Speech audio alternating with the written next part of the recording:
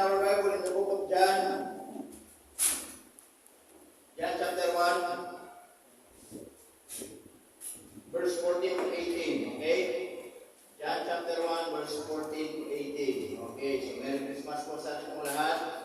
At I hope magkaroon tayo ng kapaskuhan na katulad po ng Messiah Wednesday, huwag tayo out of focus kung bakit tayo nag-celebrate ng Christmas. Amen? Okay. Look, ang sabi ko dyan, di ba? Matthew binuksan ko. John chapter 1, verse 14 to down verse 18. Okay? Ang sabi ng Bible dyan, on verse 14 na lamang for the sake of time, and the Word was made flesh and dwelt among us, and we beheld His glory, and the glory as of the Father, as of the only begotten of the Father, full of grace and truth. Tayo po muna yung manalangin. Nagilang Diyos, salamat po ng marami sa oras po ito. Salamat po sa inyong biyaya. Tulungan niyo po kami sa aming pag-aaral. Tulungan po kami ng karunungan at patuloy na mapapurihan sa pangalan ng maraming salamat sa pangalan ni Jesus. Amen. Ayun natin yung sit. Alright, so salamat po. Amen. Salamat tayo sa Panginoon. Kasama natin si Denda. Amen. At wala yung pamalaman sa natin ng Sunday. Hindi ko rin masakit po kasi siya. Nakapagpain. Kailan lang siya nakalabas ng Wednesday. Wednesday lang po siya nakalabas sa hospital dahil po sa kanyang sakit. Kaya wala rin sila ng Christmas party. And also, Sister Raquel sa magbantay. Okay? So, lahat ng wala ng Sunday ay namiss po namin kayo. Okay. Sabi po ng Bible yan, mga kapatid, in John chapter 1, beginning from verse 1, down to verse 14, meron pong mahalagang tinuturo po sa Panginoon sa atin. Okay? Now, as we celebrate Christmas, mga kapatid, ay huwag natin kakalimutan what is the meaning, what is the reason ng Kapaskuhan sa buhay po natin. Amen? Huwag tayong out of focus kung bakit tayo nag-celebrate po ng Pasko. Tama? This world is so very busy habang sila po ay nag-celebrate ng Kapaskuhan. Amen mga kapatid? Ang Pasko, mga kapatid, ay isang magandang araw, isang magandang okasyon na pwede natin i-celebrate, pero huwag tayong magkakamali kung bakit tayo nag-celebrate. There's nothing wrong about Christmas. Walang masama sa Pasko. Yung iba hindi naniniwala sa Pasko, problema nila yun, hindi problema yun. Amen mga kapatid? Yung iba ayaw nila ng Pasko, problema nila yun, hindi ko problema yun. Okay? But for me, magiging mali ang Pasko natin kapag mali ang dahilan kung bakit tayo nagpamasko. That is so simple. Amen? Itong mundo, na-focus po sila kung bakit mayroong Pasko. Amen? Kaya po, sometimes, yung Christmas ay nababago na po ng sanlibutan. Amen? So, the true, number one, the true meaning, mga kapatid, of Christmas, listen to this, is God with us. Okay? The true meaning of Christmas is God with us. Ang Diyos po ay sumasa atin. Ang sabi ng Bible in verse 1, in the beginning was the Word, and the Word was with God. And the Word was God. So yung Word po dyan, yan po ay capital W. It's talking about our Lord Jesus Christ. Sa Tagalog po, ang sabi dyan, ang pasimula ay nagpasimula ay ang verbo. At ang verbo ay sumasa Diyos at ang verbo ay Diyos. So palitan natin yung verbo. Ang ibig sabihin, salita o yung word. Ang salita ay sumasa Diyos at ang salita ay Diyos. Amen? So yung word po dito, yung ito word na small w, pero ito ay persona ng ating pong Panginoong Jesucristo. Amen? Makikita po natin the word incarnation, ito po incarnation, mga kapatid, ng ating Panginoon.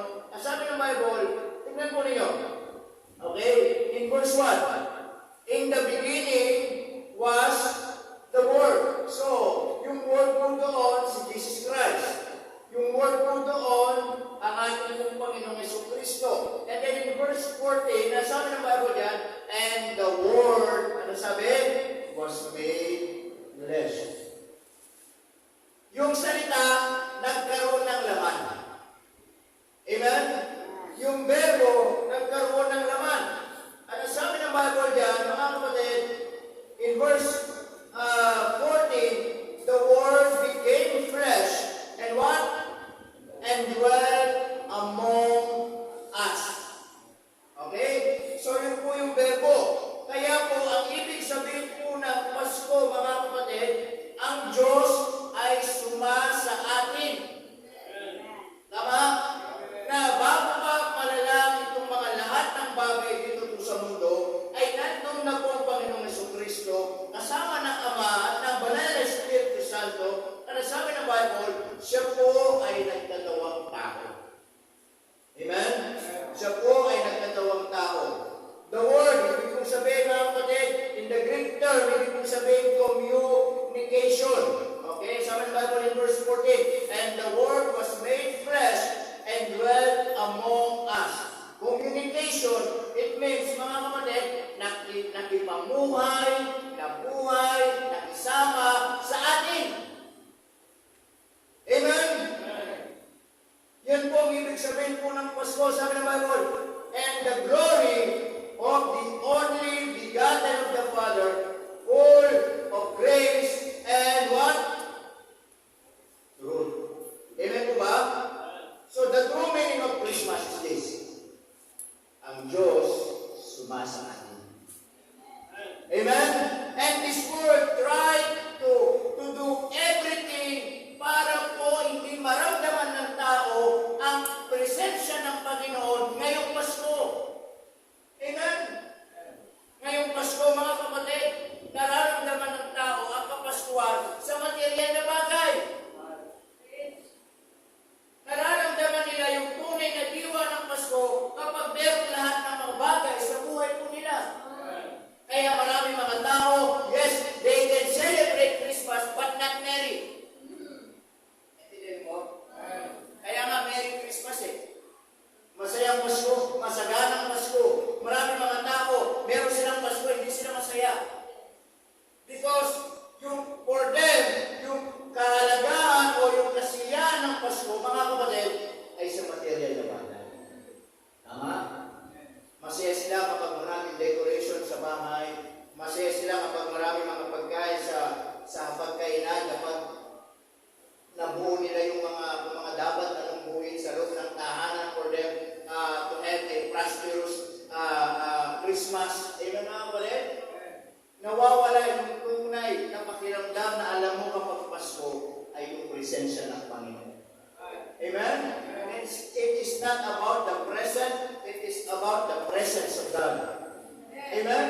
Kaya minsan mga kapatid, maraming mga tao kahit bigyan mo ng maraming regalo, maraming aginado, maraming pagkain, but they will become happy just for one day. After Christmas, hindi na po masaya. Tama po ba? Masaya sila, bigyan mo ng aginado, bigyan mo ng jacket yan, bigyan mo ng 10,000 yan, pero they will happy, they will become happy just for one day. Amen po ba mga kapatid? After Christmas, hindi na sila masaya. Tama? For them, ang buhay, back to normal, trabaho ulit. Diba? Pagkatapos ng Pasko, trabaho ulit, aral ulit. Amen mga kapatid? And this world, hindi lang po binabago yung presensya ng Kapaskuhan. Mga kapatid, maging yung persona ng Kapaskuhan. Not only the presence of Christmas, but also, mga kapatid, the person of Christmas. Why? This world trying everything just to promote Santa Claus. Amen mga kapatid? Kaya minsan, sabi ko nga, marami ngayong makikita. Diba yung Christmas? Minsan makakabili kayo ng mga ganyan. Wag yung decoration. Ay. Nakalagay yan, Merry Christmas. Ngayon, binabago na. tinatanggal yung word na Christ and they will change it into X. Tama po ba? Nakalagay Mary, tapos X na lang, tapos Mas. Tinatanggal yung pinaka-importante ngayong Pasko. Tinatanggal yung pinaka-importante tao ngayong Pasko. At ang pinapalit at pinipilit isingit si Santa Claus. Yan, minsan, nakita ko sa mga bahay nyo, makalagay, mga Santa Claus. Amen? Punta ka sa mall, nakalagay, mga Santa Claus. Tama? Na nagtuturo, sumasayaw, nagtitiktok, o ano man. Bakit? Pinupromote nila si Santa Claus. Kaya sa mga bata, pumapasok sa isip nila na si Santa Claus ay totoo. Totoo si Santa Claus. He was just a fiction. Kwentong barbero lang, mga kapatid. Amen? Kaya, marahil, naintindihan natin, kahit naman ako, nung bata tayo. Tama? Hindi pa tayo unawa ng katotohanan. Ganun din naman ako noon. Akala ko totoo si Santa Claus, kaya pagpasko, nagpapakabait ako. Bakit? Para daw si Santa Claus, bibigyan niya ng mga regalo, yung mga mababait na bata. Amen mga kapatid? Kaya sa mga bata, sumisisisisi nila si Santa Claus, totoo. At minsan, meron mga pagkakataon, akala ko totoo. Kasi minsan, sabi ng lola ko, maglagay ka lang ng medyas dyan, bukas na pera na yan. Yun ang ginawa niyo ng bata na yun. Naglagay talaga ako ng medyas, 5 medyas pa. Kaya lang yung 4 wala naman. Yung isa lang meron. Ito masakla. Nahuli ko yung lola ko na yung naglalagay. Parang hindi yan natutong talaga. Nahuli ko kasi, naglalagay niya na yung barya-barya, yung 5 piso. Amen mga kapatid? Itong mundo, pilit binabago, hindi lang yung presence and also the person of Christmas.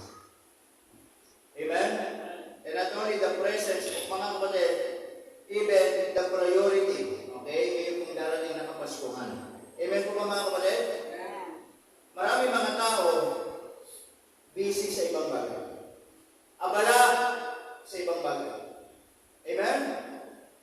At kapag nai-ready na po lahat nila kung ano yung dapat i-ready ngayong Pasko, saka pa lang nila may isip magpasalamat sa Panginoon. Naunawan niyo po? Alam niyo, ngayong Pasko, huwag nating ihuli ang Panginoon sa celebration natin. Tama? Huwag nating ihuli. We must learn how to prioritize the Lord sa buhay po natin. Amen mga kapatid? Now, the true meaning of Christmas is so simple. God with us. Amen? Ngayong Pasko, kahit wala kang regalo, wala kang bagong damit, wala kang mangyayabot sa kainan mo, it's okay. As long na alam mo, nakiramdam mo, at naunawaan mo, kasama mo ang Panginoon. Amen? Kaya ngayong Pasko mga kapatid, kung ang tao tingin nila for them to celebrate Christmas, party, walang presensya ng Kristo. Amen. Tingin nila, parang ngayong Pasko, alam dito, alam doon, walang presensya ng Panginoon doon. Hindi ganoon ang celebration ng Christmas natin mga kapatid. It's not about the party. It's not about sa kainan, o naman ang mga kapatid, ang presensya ng Diyos, mga kapatid, ay nandoon sa buhay natin. Nandoon sa mga bahay natin. Na nagpapasalamat tayo sa kabutihan ng Panginoon. Amen mga kapatid? Kaya ngayong Pasko, magpasalamat tayo sa Panginoon na kasama natin ang Diyos. Amen? Then the secondly, not only the true meaning of Christmas is God with us. Pinangako ng Panginoon yan. Amen? In the book of Isaiah, makikita po natin, tama? In Isaiah chapter 7 and verse 14. Okay, balikan lang po natin para makuha natin yung ano. Isaiah chapter 7. Sabi ng Bible yan ni Prophet Isaiah, pinarapisa niya in verse 7, chapter 14. Ang sabi ng Bible yan, therefore the Lord Himself shall give you what? A sign. Ang sabi doon, behold, a virgin, amen, shall conceive. And what? And bear a son, and shall call his name what? Emmanuel. Amen? So isang beren, may papanganak ang isang lalaki, at tatawagin siyang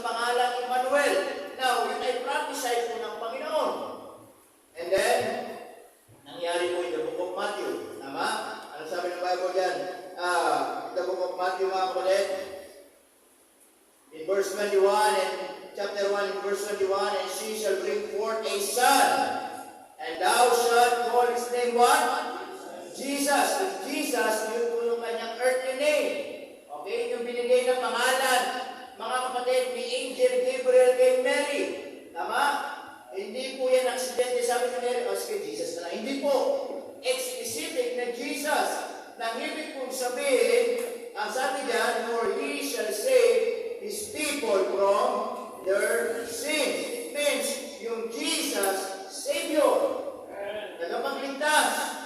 Now, in verse 22, now all this was done that it might be what?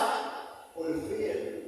Ngayon, mangyayari na ang ulat ni Propeta Isaiah na sinabi ni that which was spoken of the Lord by the prophet. Saying, ano sabi? Behold, a virgin shall be with child and shall bring forth a son, and they shall call his name what? Emmanuel, which being interpreted, ano sabi doon? God with us. Amen mga kapatid? Yan po ang ibig sabihin po ng Pasko. Ang Diyos sumasa atin. Hindi po si Santa Claus ang sumasa atin. Amen? Ang Diyos sumasa atin at sumaatin. Amen. Tama mga kapatid? Si Diyos na nagkatawang tao, ano sabi doon? And He dwelt among us. Nakisama sa atin, nakitungo sa atin. Amen? Kaya nga sabi ng Bible in the book of Philippians, mga kapatid, gusto ko natin. The book of Philippians chapter 2.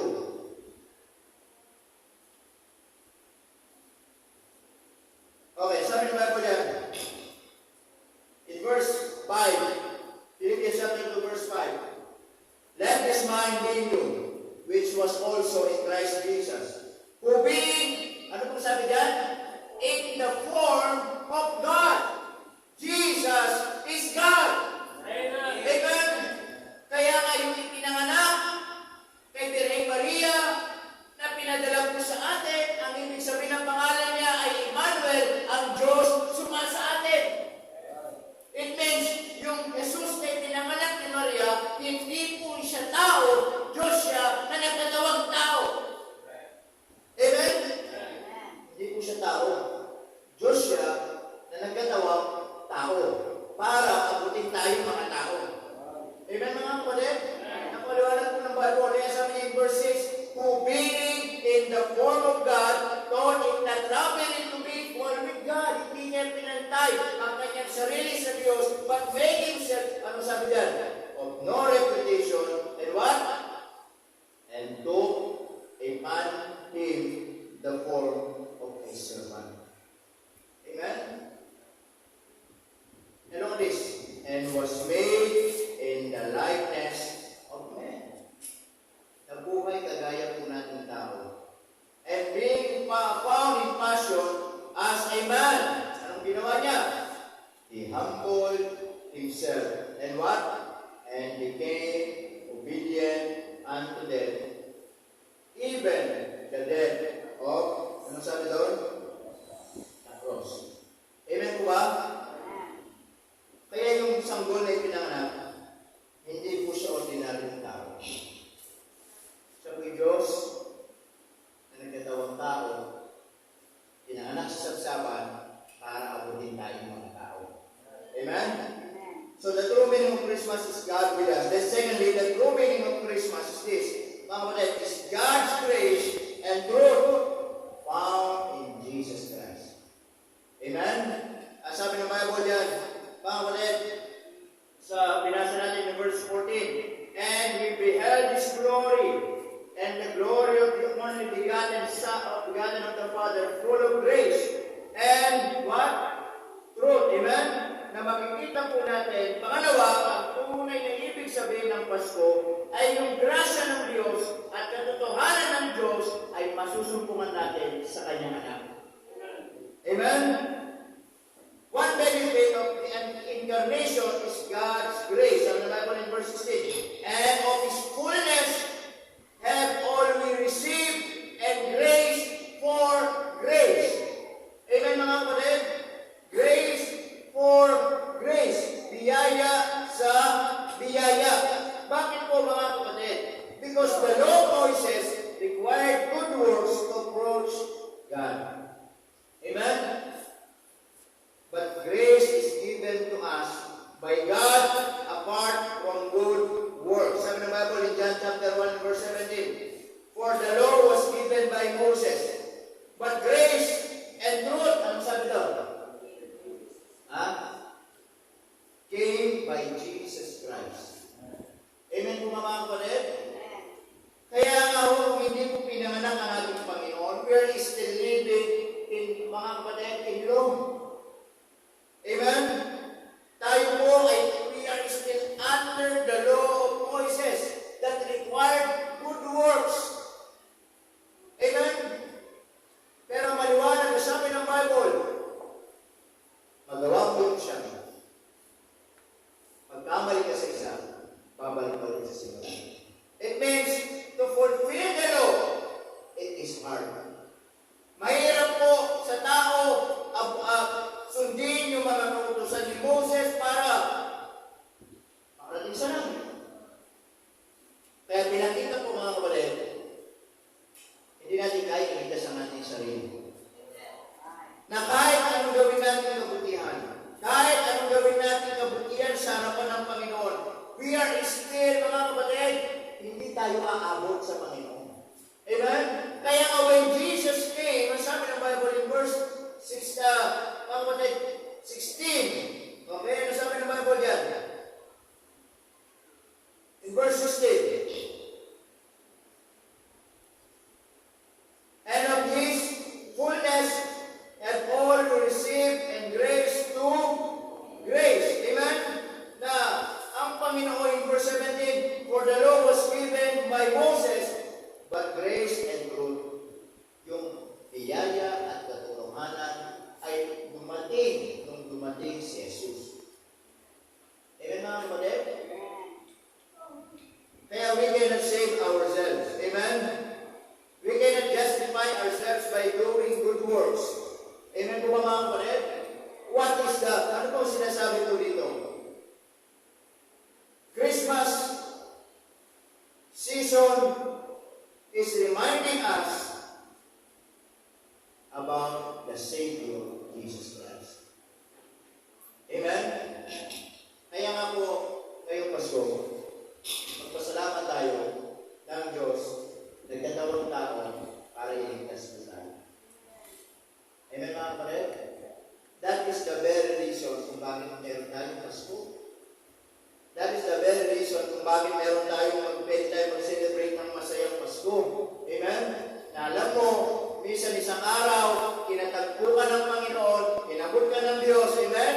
Na yung Diyos, nagkatawang tao, pinanganak sa sabsabat, inabot tayo, hinanap tayo, at iligtas tayo. And I believe that is enough for us to celebrate Christmas na masaya. Amen mga kapatid? Because, mahirap po kung tayo mamumuhay sa batas. Pero salamat, dumating ang Panginoon. Ano sabi ng verse 17? Dala-dala niya yung grasya at katotohanan. Amen? That because of Him, mga kapatid, ay naligtas po tayo. Then pangatlo, the true meaning of Christmas, mga kapatid, is about seeing God. Amen? It's about seeing God. Sabi ng Bible in verse 18, no man hath seen God, ano sabi dyan? Ano po sabi? Anytime. Amen? John chapter 1 verse 18, no man hath seen God anytime. But because of His Son, the only begotten Son, which is in the bosom of the Father, He hath declared Him. Amen mga kapatid? That another benefit of the incarnation is to see God revealed through His Son. Na hindi natin pwede makita ang Diyos. But because of His Son, pwede natin makita ang Diyos. Amen mga kapatid? Because of His Son, pwede natin makita ang Panginoong Diyos sa buhay po natin. Tama po? Sabi ng Bible dyan, yes, no man hath seen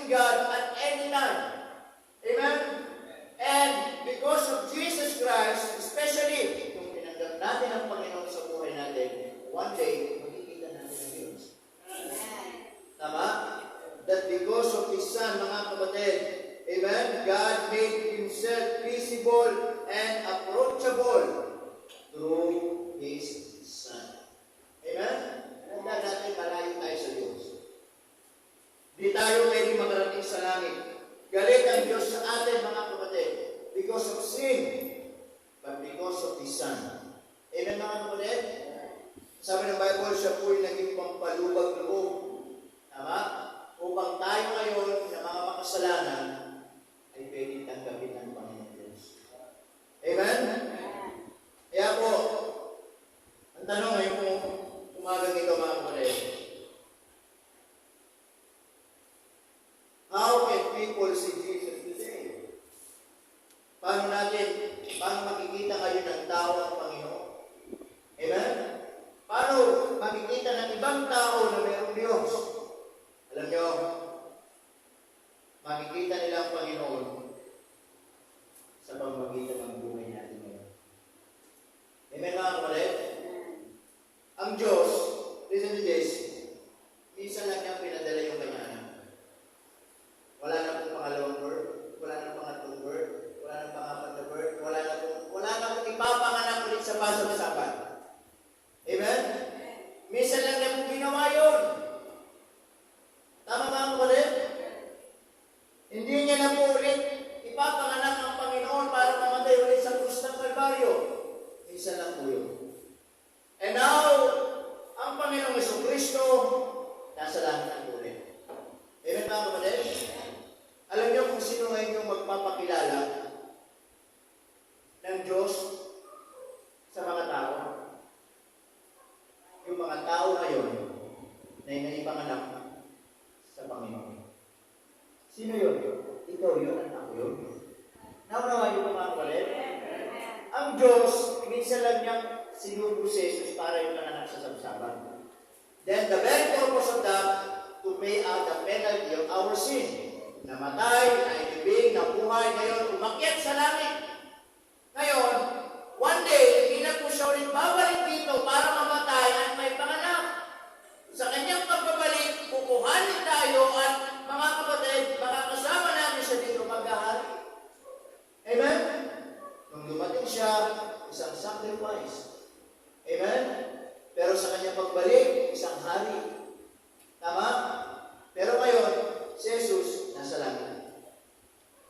Ngayon, yung magpapakilala sa Diyos sa mga tao ngayon, yung bawat mga tao ngayon na ipapanganak ng muli dito sa mundo. Anong ipanganak muli? Yung mga tao may relasyon sa Panginoon. Naintindihan niyo po itong mga kapatid? Amen? Ang Diyos, pinanganak niya si Jesus. Dinala niya si Jesus para ipanganak sa sabsaban. Minsan lang yun. Tama? Hindi na mangyayari yun. Ngayon, sino nga yung magpapakilala sa mga tao tungkol sa Diyos? Ikaw ngayon yan na naipanganak muli sa Panginoon. Amen, mga kapatid? Hindi na siya may mapanganak. Kaya nga pinanganak siya dito para tayo magkaroon ng pagkakataon. May panganak muli! Naunawaan po ninyo? At kapag naranasan natin yung kapanganakan muli, yun yung magtayo na yung magpapakilala sa mga tao na mayroong Diyos. Amen, mga kapatid? Kaya po, ngayong Pasko, mga kapatid, hindi natin dapat kaligtaan, hindi dapat natin kalimutan kung bakit tayo nagdiri ng unang Pasko. Amen? Ang Pasko, patungkol lahat yan sa Panginoon. Amen? It doesn't matter, sabi mo, wala kang yan ka sa pagkainan, okay lang. Tama nga ulit? Amen po ba? Amen. Okay lang kung wala kang yan ka. Amen? Kaya po, wala na akong may bibigay na regalo sa asawa. Sabi ko, wala na akong may bibigay na regalo sa asawa. Nakuha mo na ako, okay?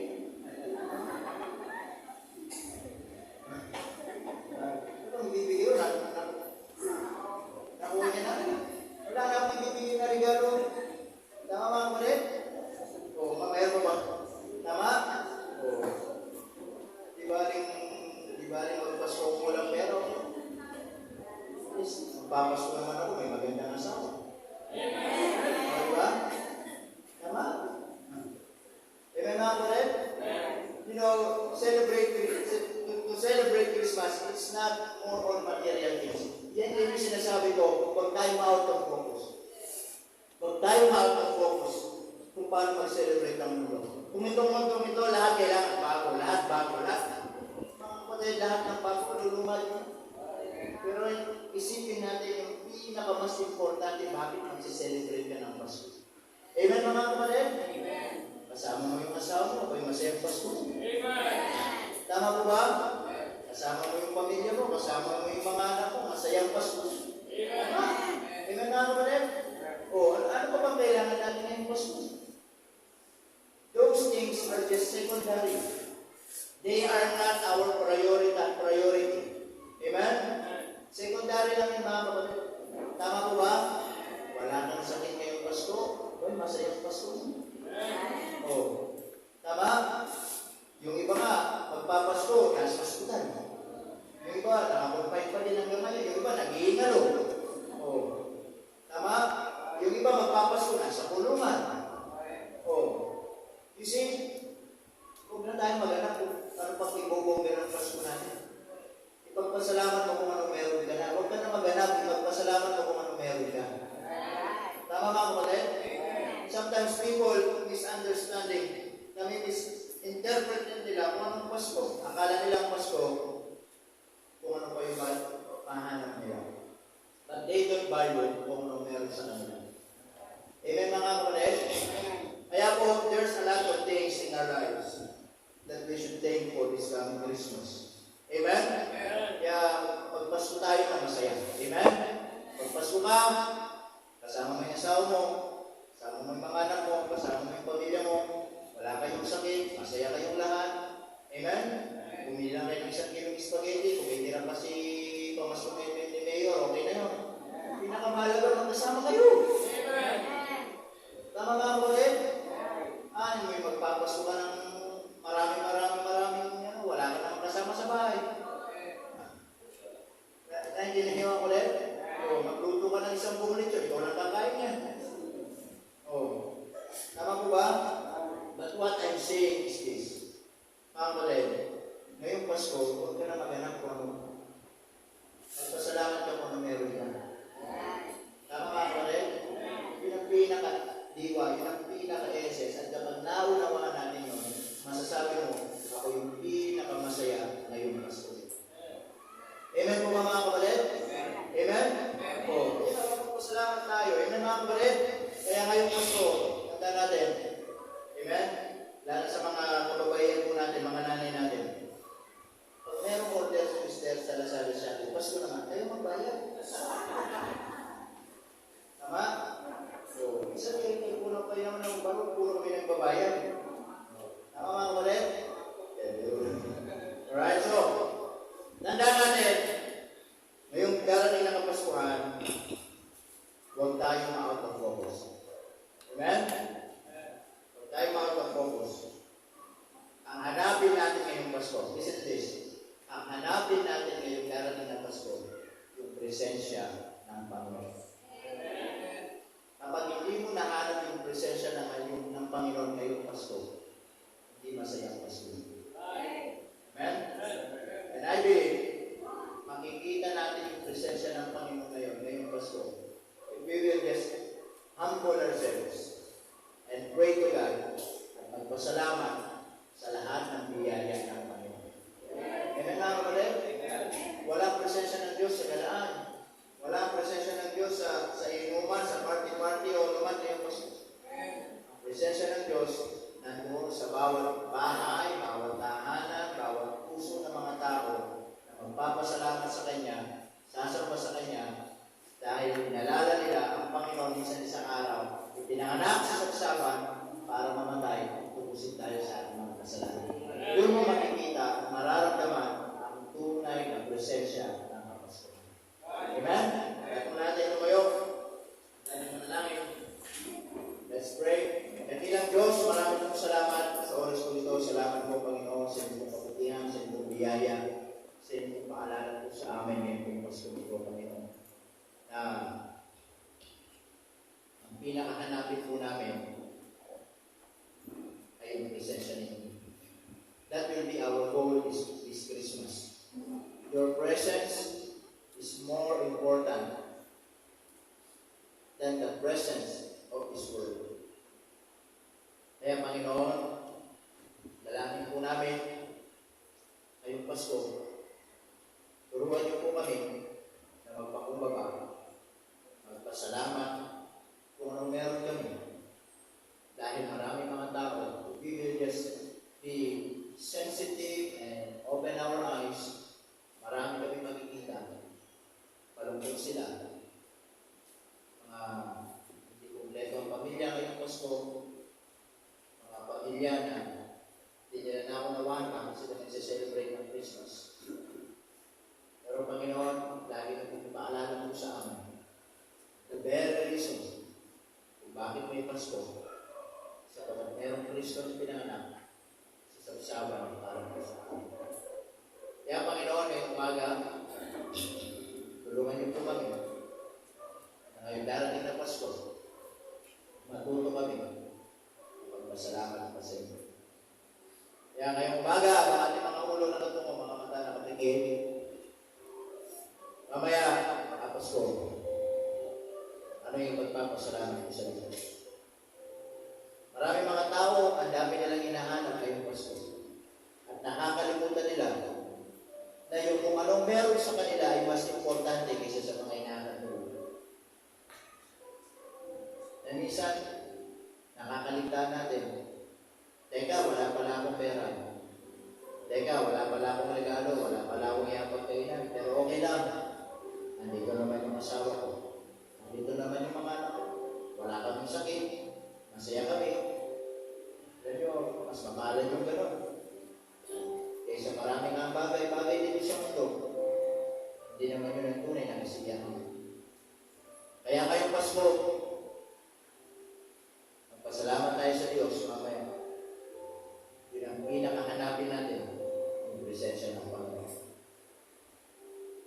Habang tayo nananalangin, maybe the Lord speaks to you, marahil ang Panginoon ang usap sa iyo ngayong umaga na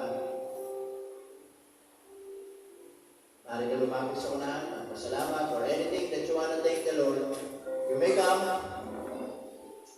and ask the Lord sa lahat ng kanyang biyaya, pagputihan sa Lord. Ano yung gusto mong ipagpasalamat ngayong Pasko? Ano yung gusto mong ipagdasal ngayong Pasko? Ano yung gusto mong tingin sa Panginoon ngayong Pasko? Sana isa sa ipapanalangin natin, yung makita tayo ng Diyos na masaya, nagpupuri, nagpapakumbaba, na inaalala na nagpapasalamat na mayroong Diyos na nagkatawang tao, pinanganak sa kasapsapan para mamatay sa krus. Ialay ang kanyang sariling buhay. Alang-alang sa iyo, sa akin, sa buong mundo. Dahil ganun tayo mamahal ng Panginoon. Yun ang sariwain natin. Na dahil sa kanyang kapanganakan, naabot tayo ng Diyos. Dahil sa kanyang kapanganakan, binigyan tayo ng Diyos ng pagkakataon. Pagkakataon para makilala natin siya. Pagkakataon para mamulat tayo sa katotohanan. Pagkakataon para makapamuhay ng tama, ng paayos. Kaya naniniwala ko ako mga if we will just understand very carefully what the Lord has done to us, ikaw ang pinakamay masayang Pasko na magsiselebrate ngayong taon. Hindi tayo masaya sa mga material, pero nagpapasaya sa iyo, alam mo, God will us. Dakilang Diyos, salamat po ng marami for reminding us